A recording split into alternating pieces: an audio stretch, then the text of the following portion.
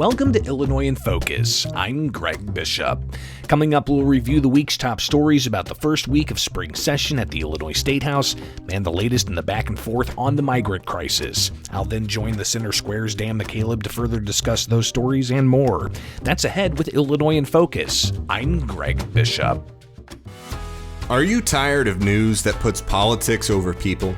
At the nonprofit Franklin News Foundation, we believe in putting people over politics by delivering nonpartisan news and audio content that serves you, the American taxpayer. With Franklin News Foundation, you can read fact-based, state-focused news for free at thecentersquare.com. You can listen to civil, balanced conversations between policy experts through our podcast network at americastalking.com. Or you can get in-depth news on K-12 education spending, curriculum, and school safety at chalkboardnews.com. It's all free through Franklin, where we put you, the American taxpayer, first in every story, episode, and conversation. And it's only possible through our supporters. Together, we can produce content that puts people over politics and brings Americans the news they deserve. Become a supporter today at franklinnews.org/donate. Once again, that's franklinnews.org/donate. Welcome back to Illinois in Focus. I'm Greg Bishop. Here are some of the top stories from the past week. Illinois House Democrats are forming a working group to address the ongoing migrant crisis impacting the state. Republicans say it needs to be made public. Democratic State Representative Cam Buckner is a member of the newly created New Arrivals Working Group. Bring some ideas together, both from a policy standpoint and a fiscal standpoint. We've got a lot of different people with different backgrounds on this committee, and I'm looking forward to getting together to figure out how we can move forward. Illinois House Speaker Emanuel Chris Welch said the migrant crisis, quote, provides challenges and opportunities that require thoughtful engagement and consensus building. Republican State Representative Dan Calkins, who recently traveled to the southern U.S. border, said Democrats need to open the meetings up to the public. Let the people come in from the neighborhoods that are affected. Let's talk about it. Let's talk about it out in the open. Not some small working group that's going to give the governor cover over trying to figure it out. Meanwhile, Illinois Governor J.B. Pritzker is responding to Republicans that want to end the state's migrant sanctuary status. At an unrelated event outside of Springfield Thursday, Pritzker dismissed the notion of ending the state's sanctuary status. The discussion about, being a welcoming state or a sanctuary state, all of that discussion has always been about what are we going to do about the undocumented people who've been here for decades. State law says state and local law enforcement cannot assist federal immigration officers in enforcing immigration law if that's the sole issue against someone. Earlier in the week, State Senator Andrew Chesney said the policy has to end, even with consideration of those seeking asylum. We need to anticipate that we are going to communicate with federal authorities when the 80% of those applications are anticipated to be rejected. Data compiled by the National Immigration Forum shows in fiscal year 2016, only 28% of those seeking asylum were granted that legal status. Meanwhile, the governor says with Illinois' gun ban rules in place, the registry of now banned items will be, quote, working the way it should. Last year, Pritzker banned the sale of more than 170 semi-automatic firearms, and that included a registry of January 1st. Rules for the registry were sustained Tuesday by the Joint Committee on Administrative Rules, but Republicans were able to secure a formal objection. The rule contains definitions that are subjective and open to broad interpretation by an enforcing jurisdiction, which leaves the regulated public without clear direction on how to comply with the rule. Jacob finds that these provisions pose a serious threat to the public interest. Wednesday, Pritzker said the rules are now in place. So now that all of that is said, I actually feel very confident that we're going to have the registration process working the way it should. And again, don't miss the big headline. You can't buy an assault weapon in the state of Illinois. Illinois State Police said they'll keep the registry open despite the January 1st deadline, noting the law does not set forth penalties for late registrations. Those are the top stories from the past week from Illinois. Find more online at thecentersquare.com. Coming up for Illinois in Focus, I'll join the Center Square's Dan McCaleb to further discuss the news. This is Illinois in Focus, a production of America's Talking Network. I'm Greg Bishop. Knowledge is power, and you deserve to know what happens in your state government. That's why the nonprofit Franklin News Foundation is bringing you straight news journalism through the Center Square, reporting on state authorities and publishing stories that show where your money goes and who spends it. By supporting the Center Square, you can track politicians' use of taxpayer money and demand transparency from elected officials. This is how we can equip everyday Americans to hold their government accountable. Become a supporter of Franklin today at franklinnews.org/donate. Greetings and welcome to Illinois in Focus, powered by the Center Square. I'm Dan McCaleb, Vice President of News and Content at the Franklin News Foundation, publisher of the Center Square Newswire service. Joining me again today is Greg Bishop, the Center Square's Illinois Capitol Bureau Senior Reporter and Editor. Greg, how are you? Good, Dan. We had a shorter week at the State House than we anticipated, but looks like they're going to get into full throttle heading into spring session. All right. First, we are recording this on Thursday, January 18th. Greg, as you mentioned, the Illinois General Assembly returned to session this week, and while not a whole lot got done legislatively, it does seem like the ongoing migrant crisis is front and center on a lot of lawmakers' minds. House Democrats are forming a working group to address the crisis, but will be meeting behind closed doors outside of the scrutiny of taxpayers who've already paid more than $500 million on housing, food, health care, and other costs for the new arrivals. Republicans who aren't included in that working group say any discussions should be open to the public since the crisis is impacting neighborhoods across the state and taxpayers are picking up the costs. And in a news conference on the first day of session, Republicans also held their own news conference where they introduced a package of bills to address those mounting taxpayer costs. Where do you want to start, Greg? Yeah, I think obviously we have to start with the ongoing disaster proclamation that the governor has in place, 18 in a row, just dealing with the migrant issue. And the most recent numbers are around 35,000 non-citizen migrants have come to Illinois since August of 2022. So those numbers have just been increasing week after week. And then the reaction, of course, the humanitarian concerns there are. Some stories out of Chicago this week indicate that Chicago officials knew of unsanitary conditions at one of the shelters there weeks before a child died at that shelter. So the humanitarian issues obviously top of mind. But as you said, it's the taxpayer cost as well that continues to balloon.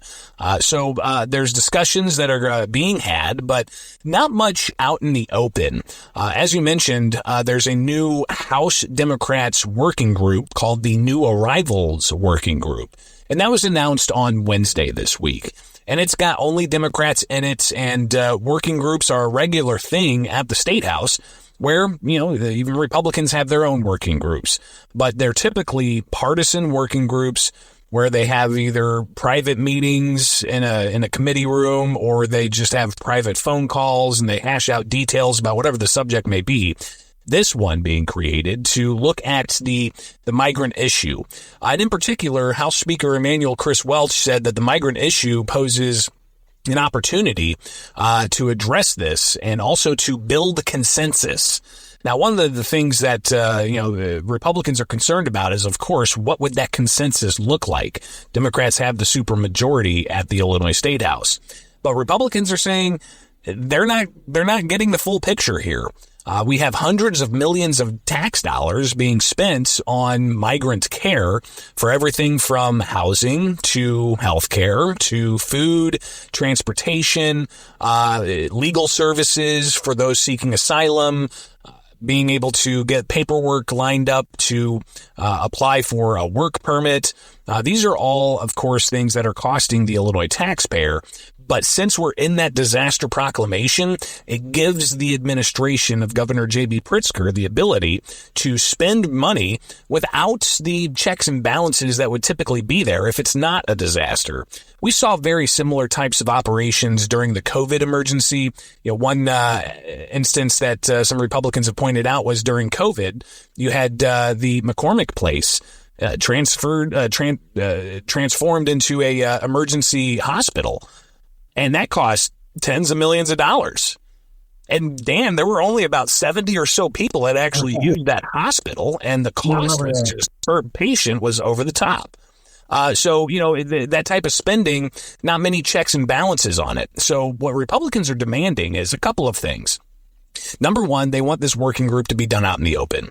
Even State Representative Dan Calkins, who recently traveled to the southern U.S. border and also recently traveled with other House Republicans to Chicago to see some of these migrant centers, which, by the way, they were denied access to once they let the organizers know that they were state representatives wanting to see the inner workings of what's going on.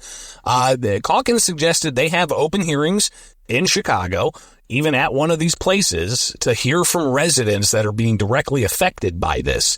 And he said that they also met with residents in Chicago who shared their frustrations that they feel like they're being overlooked when it comes to resource and how the resources are being divvied out. So that's first and foremost. They want these hearings public. They also want line by line spending of how the hundreds of millions of dollars are being spent. What kind of non-government organizations are getting this money? What the contracts spell out? Are we getting a good bang for our buck? Or are we, paying for the equivalent of a Lamborghini but getting a Toyota Corolla? These are the types of things that Republicans are demanding for there to be transparency, for there to be open conversations about this. But another thing, Dan, that Republicans are also adamant on is for the state to end its sanctuary state status. And this derives from the Trust Act, which Governor J.B. Pritzker enhanced when he first came into office. And what the Trust Act says is local and state law enforcement cannot work with Immigration Customs Enforcement on immigration detainment orders if that's the only thing against somebody. So, for instance, if immigrant individual A has an immigration detainment order against them, and that's the only thing, then local and state police can't assist federal immigration authorities in going after that individual. They can if that individual is suspected of other crimes. But that's that sanctuary city and state status that Republicans say needs to be repealed. And something else too, Dan, this kind of gets into the weeds a bit about definitions. But Governor Pritzker has said time and again that the sanctuary status doesn't deal with this new round of migrants coming in, the 35,000 migrants that are coming in. He says that they are not undocumented, that they're not illegal.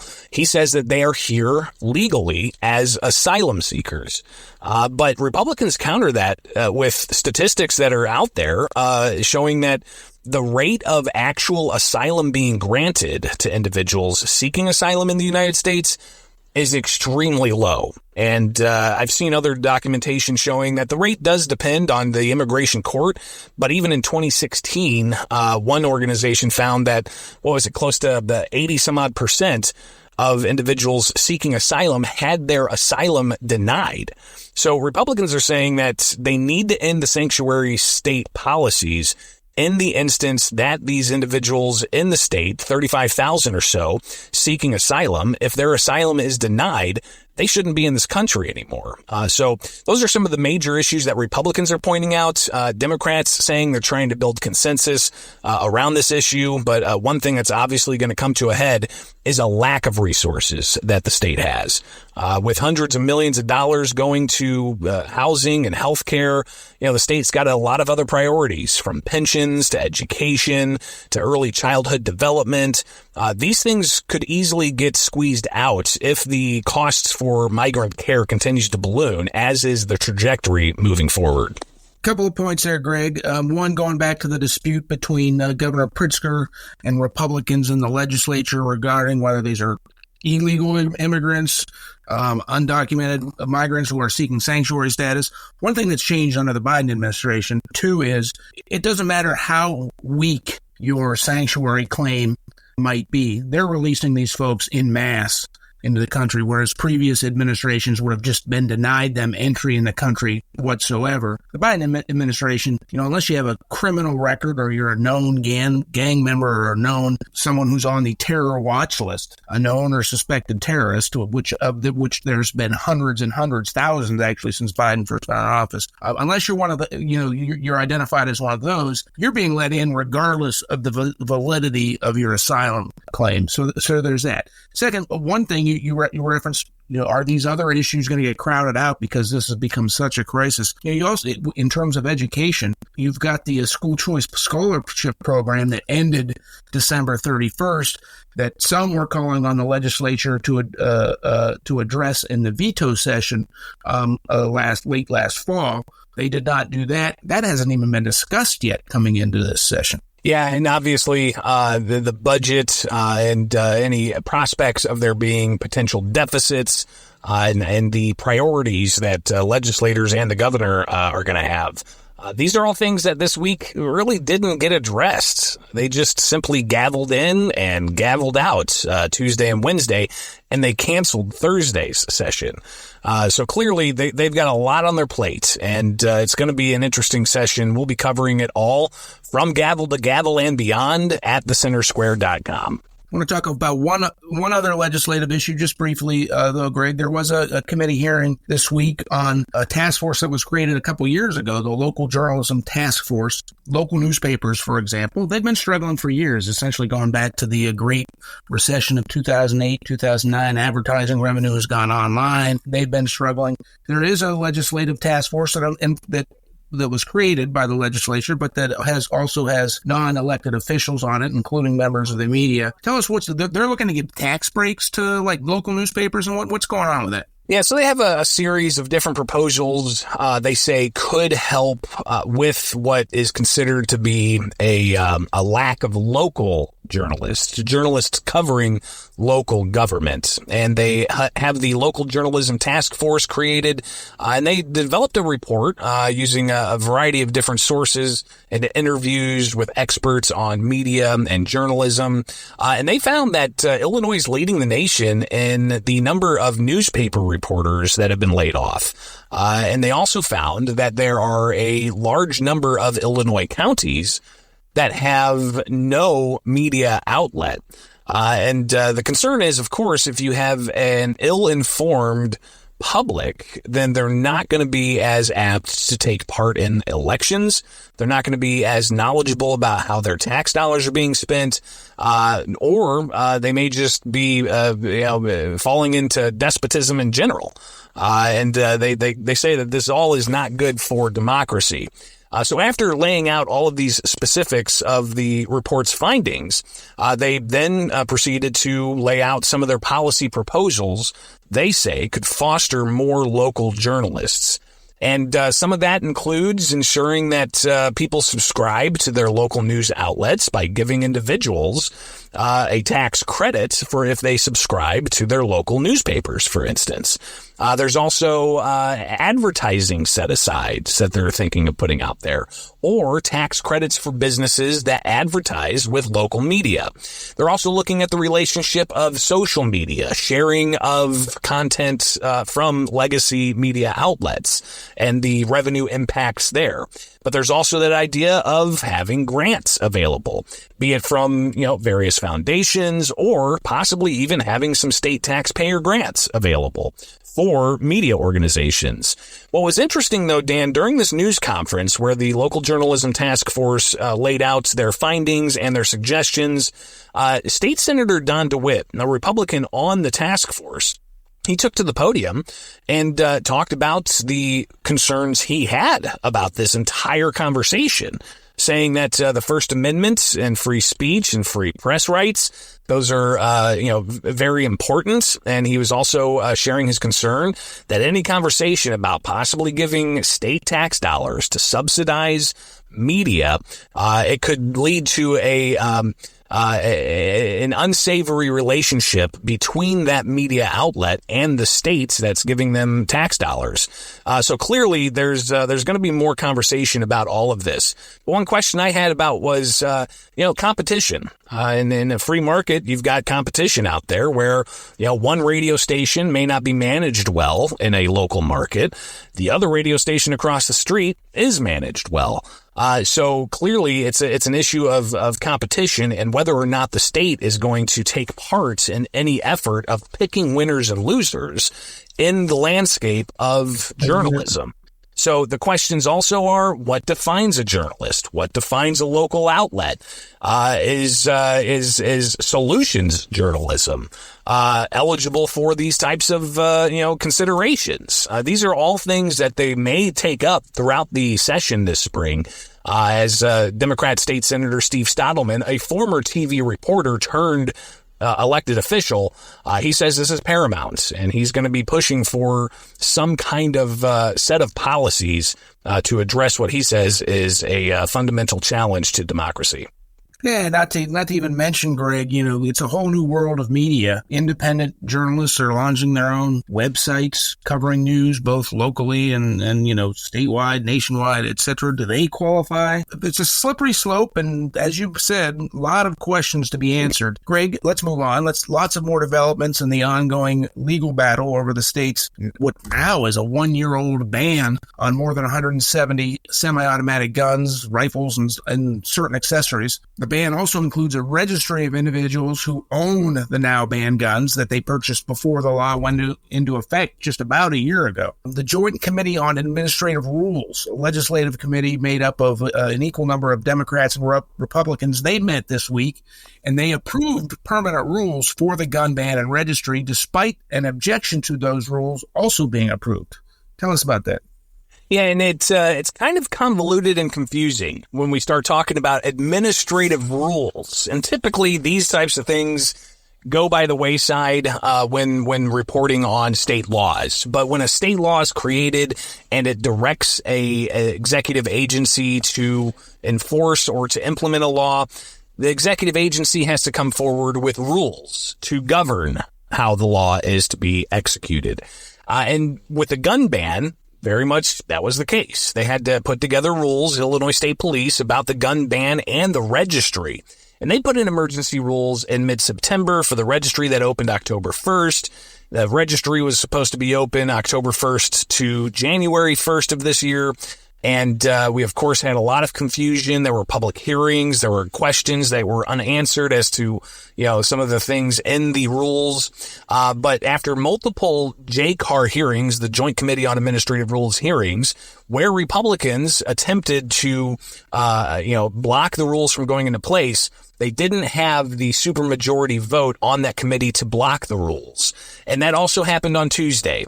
There was a motion to try to prohibit the emergency rules from becoming permanent rules. They did not get the required number of votes. They would have needed 2 Democrats to join with the Republicans on this committee in order to prohibit the rules from going into effect. But what they were able to do, Republicans were able to get all 6 of their members to outnumber the 5 Democrats that showed up. Apparently 1 Democrat was not in attendance, so that gave the Republicans the ability to officially get a motion to object to the rules to pass. So they had that 6-vote threshold needed. What that does, though, it just simply puts the Joint Committee on Administrative Rules on record saying that they officially object to the rules. And that motion included language saying the rules are too vague, people can't understand them, it's not good for the public with these vague rules. But again, that's just merely on the record, them saying they object to the rules despite the rules going into effect.